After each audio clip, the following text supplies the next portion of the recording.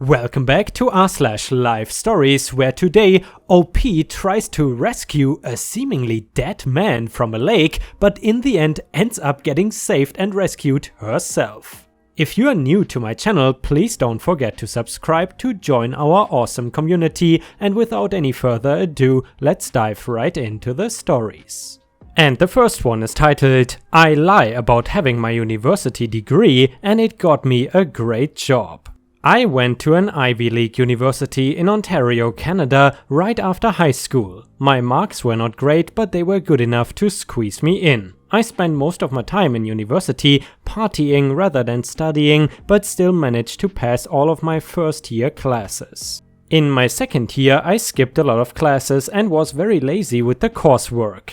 My marks were terrible and I failed a couple of my courses. In my third year, about halfway through, I dropped out and got a job landscaping. I did that for a year when I realized it really sucked and I began to regret not trying harder while I was in school. I figured I would apply to jobs that would normally require the degree that I would have gotten. I had spent the few years in school I was easy enough to make the timeline on my resume make sense, and although I dropped out, I had a decent knowledge of the area. The field I was attempting to enter is difficult to start out in, and it took a few months of sending applications to get an interview. The company I got an interview with, my now current employer, is an internationally recognized name in the energy sector. I was extremely surprised to get my interview. One of the documentation requirements was university transcripts, and within an hour or two in Photoshop, I had my proof of graduation. I sent in the papers with the other required information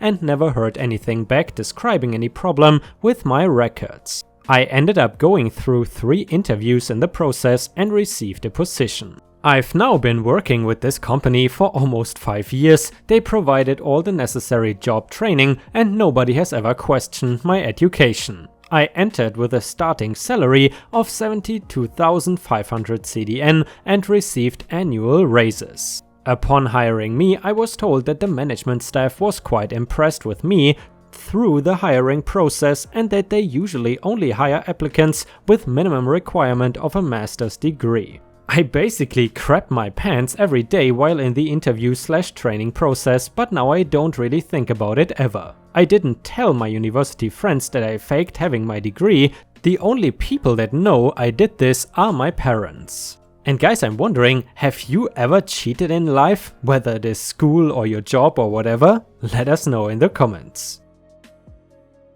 And the next one is titled, No Regrets, I conned my way into being a therapist. While on a plane a few months ago, a depressed businessman that was sitting right next to me started talking about his problems and how he failed to find a good therapist. He said, I would pay a fortune just to find a good one, he said before asking me, what do I do? So yeah, you guessed what I answered. After that he asked me if I accept Bitcoin and if we can do it remotely on the phone. Even better, I thought, just like that guy from Catch Me If You Can. After our first calls, the guy was so impressed with me, he told his friend about me.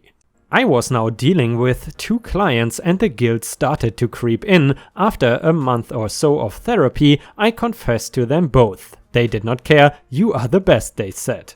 My secret? I am a hardcore misanthrope, and oddly enough, this makes them extremely comfortable. Nothing is too shameful to share. I already assume the worst about people. I look at life from the perspective of a detached observer. I am objective in my analysis. I am a great listener. I barely talk because I know what they need is to vent and not to ask for solutions. I am well read. I traveled the world. I made money, etc. I can empathize with whatever they are talking about. I like listening, I find it very educational, and I sell no BS. I am way too pessimistic for that. So yeah, they are bringing in a 3rd client. It is my pleasure. You know guys, I'm not actually sure what I should think about this story. I mean, on the one hand, it is good that this guy is apparently helping people. However, it is still a scam. What is your opinion on this guy? Let us know in the comments.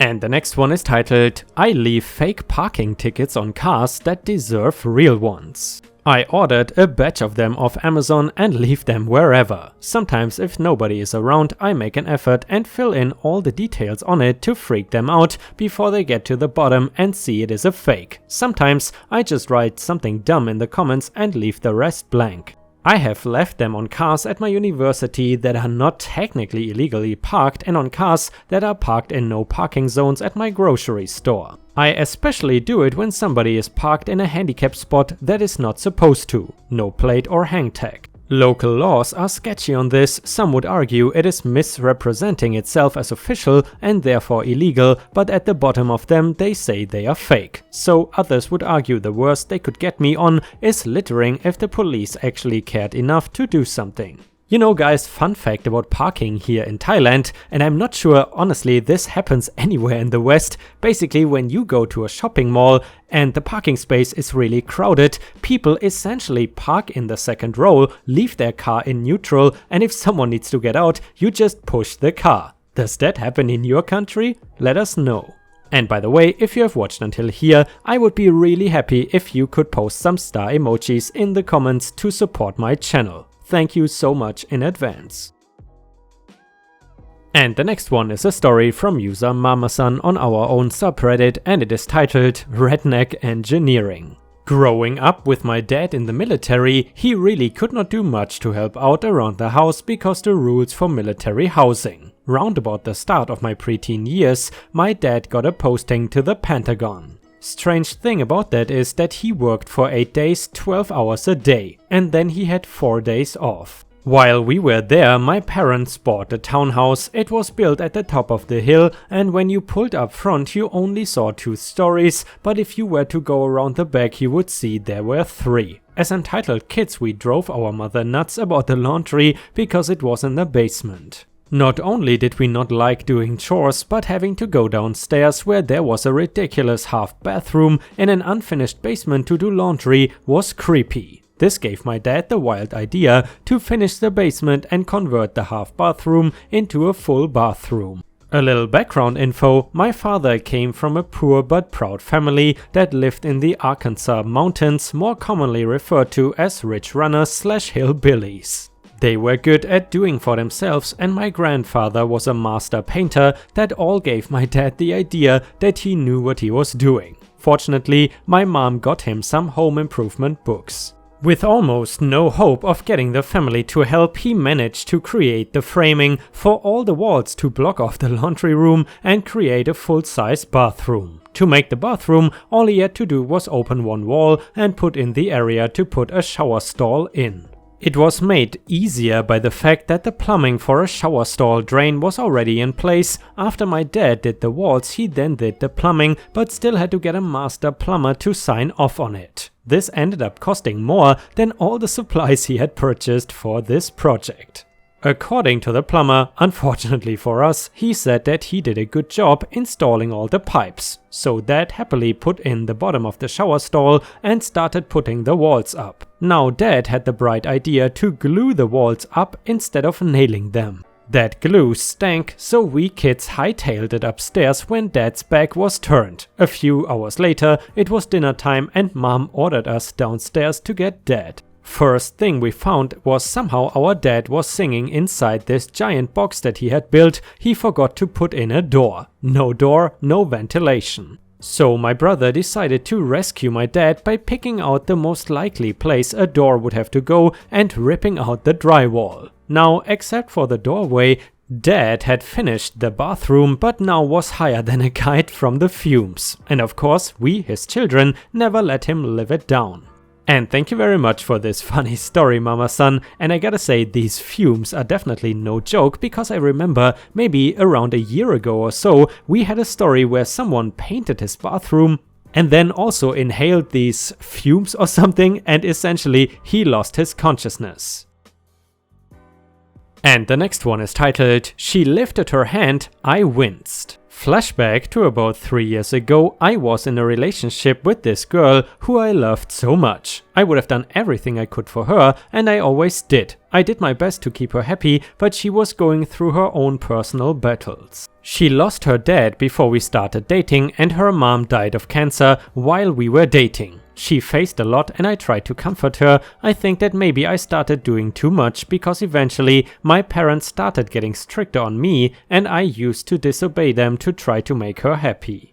Fast forward a few months and there was this one time where she got mad because I did not tell her that I was preparing a surprise gift for her. She got mad, tore up the gift and broke everything in it that could have broken. My eyes got watery at how she treated something I worked hard for. She told me to stop being a little boy and punched me in the face. This caught me off guard as she had never done this before, but this was just the start. Every day or two she would proceed to punch me in the face or anywhere else 2 or 3 times a day, and I would just take it. I never argued about it and I never mentioned it to anyone. There were several times that I seemed bruised, but I would just say that I got it while training. I had started getting into working out. She had gone from being extremely emotionally abusive to physically, and I didn't know how to handle it. I wanted to leave, but I was scared too, as she had always wanted to end her own life and I never wanted that to happen.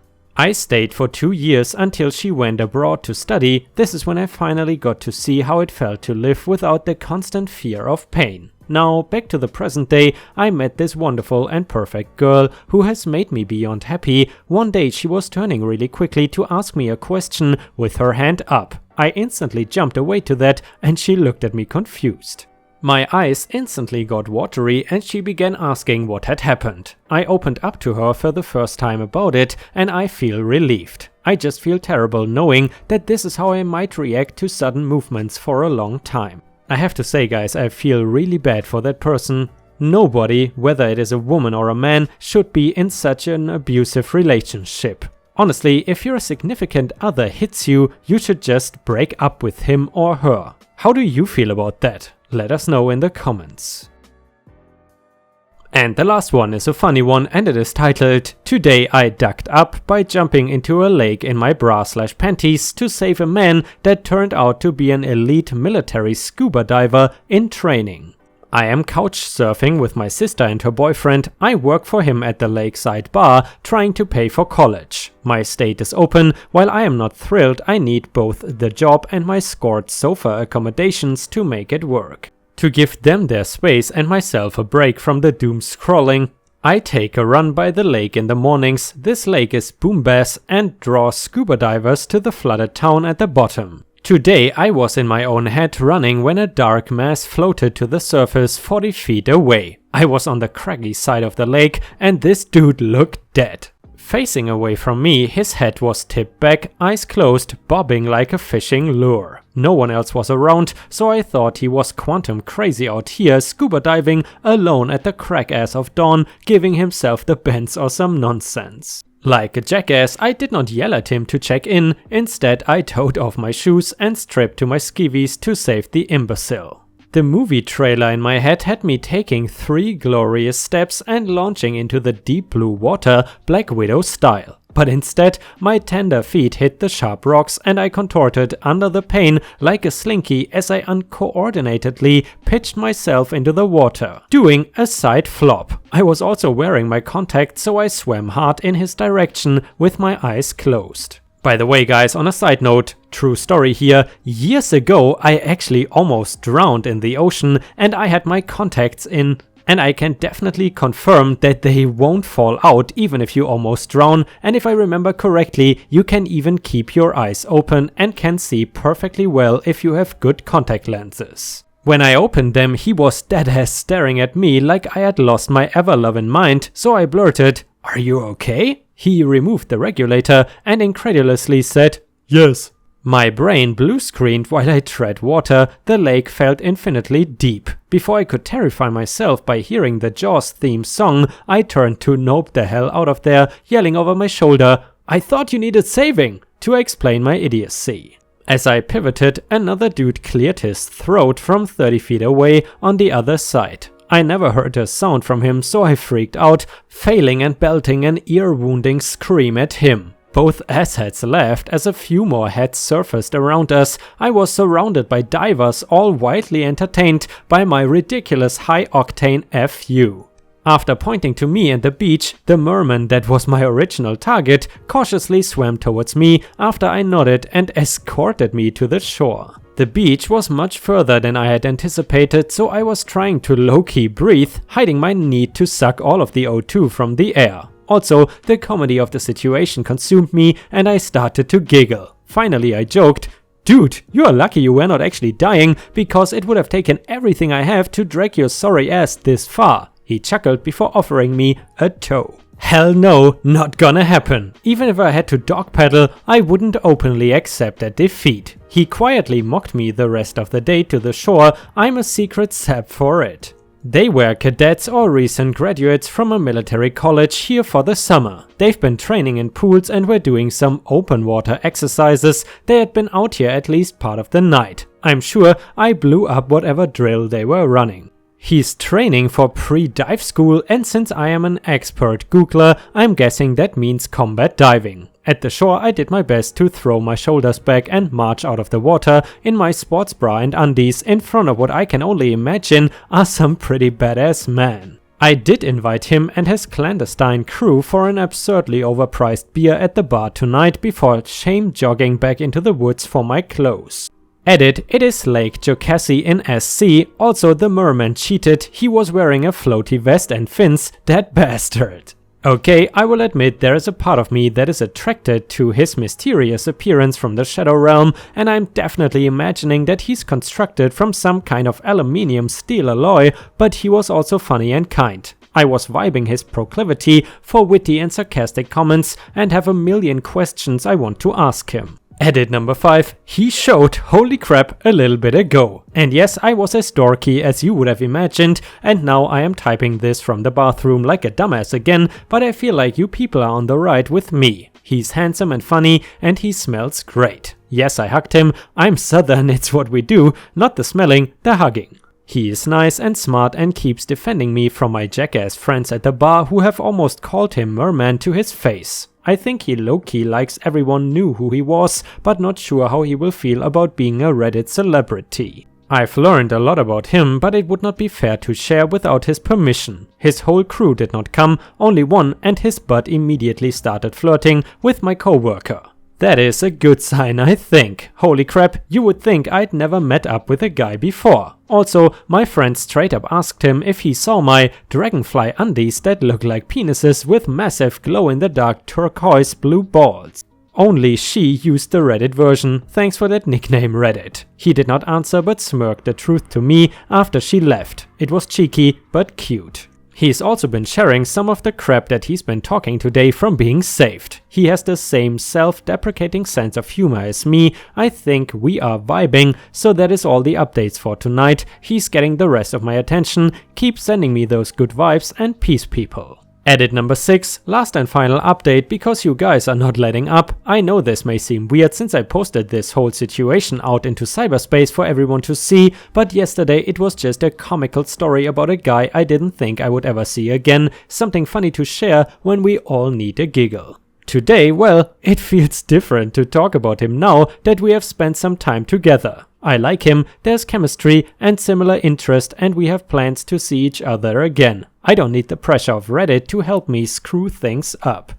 You guys know I'm a bit of an expert in that regard, that's all, so go do something you love and find a way to at least balance the doom scrolling with some belly laughs. Edit number 7, updates. You people keep screaming over 3 weeks later. Don't you have better things to do than pester me about my love life? Ha! The merman, the frog prince, the dashing man from depths, the king of the Shadow Realm, and the many other nicknames that Reddit has bestowed is still very much in my life. He's better than I can describe with my mortal words. Fangirl him if you must, because I will understand. Thank you for all the well wishes and positivity that this post has given. I hope something amazing and magical happens to each of you, and if it happens to be shamefully funny, I hope you will share because we all need as many laughs as we can get. Be safe, everyone.